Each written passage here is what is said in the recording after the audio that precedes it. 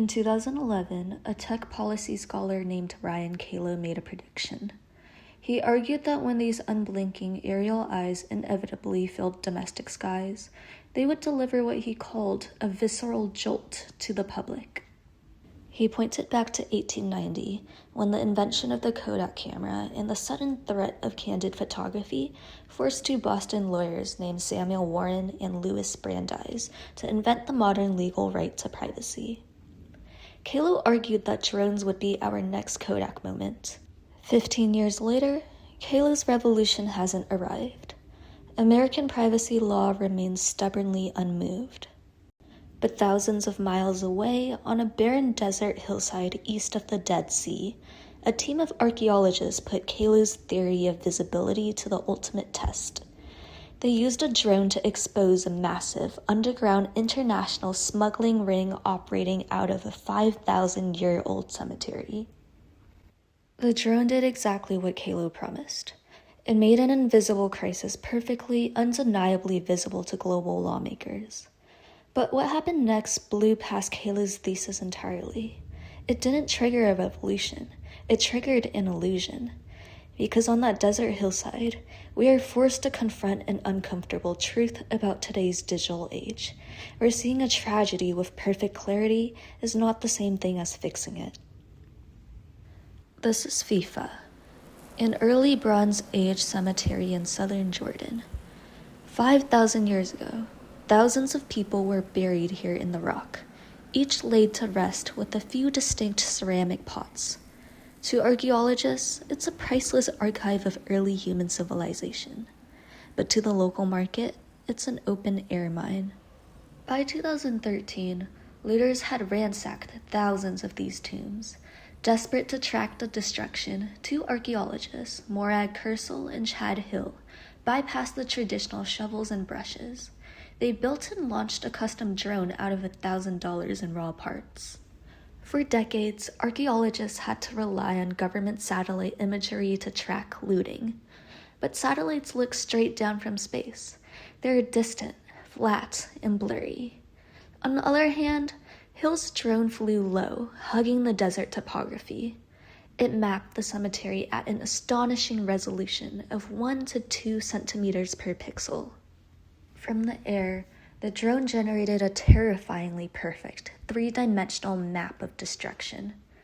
3,700 looting holes, pockmarking the landscape like craters on the moon.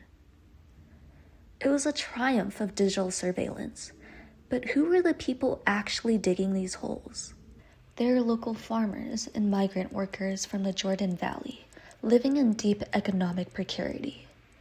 Working at night, a local digger might make $40 to $200 for a clean, intact Bronze Age pot. Now look at the other end of the chain. Archaeologist Neil Brody tracked pots from this exact region. He found that while a local digger makes a double-digit fee, those same pots eventually retail in boutique galleries in Manhattan, London, or Tokyo for thousands of dollars. In January of 2019, the Jordanian government decided to intercept this trade. To do it, they had to invoke a piece of international law from 1970 called the UNESCO Convention. Think of this treaty as a global agreement to prevent the illegal import and export of cultural property. It sounds powerful, but it has a massive loophole. It only works if a victimized country brings undeniable, irrefutable proof of active, ongoing theft to a foreign government and begs them to close their borders to the stolen goods.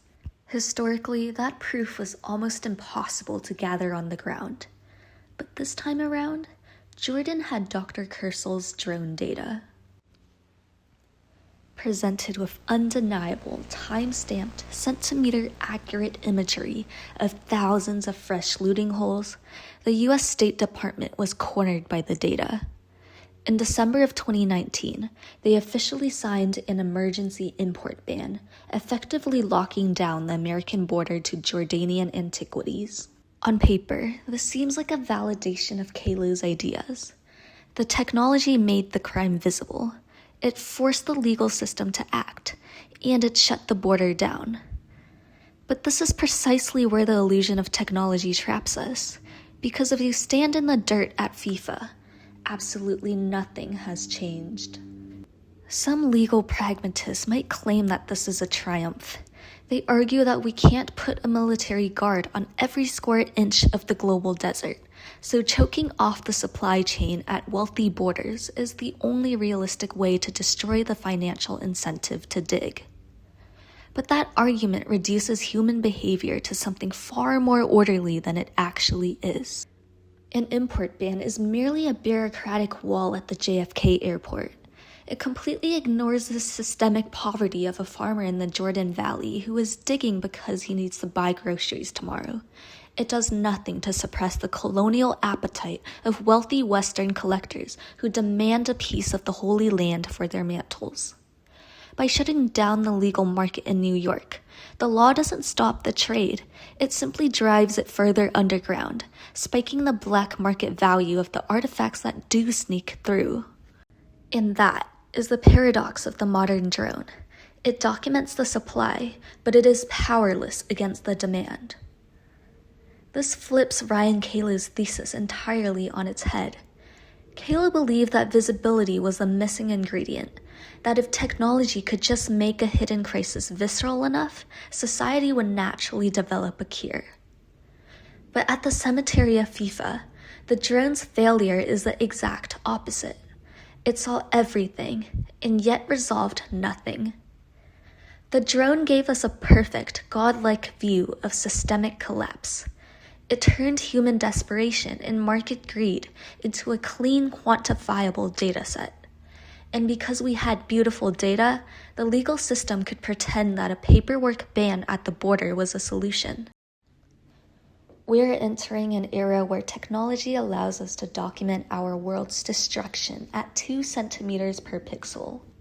But we have to realize that visibility is not the same thing as justice. A drone cannot fly into the human heart.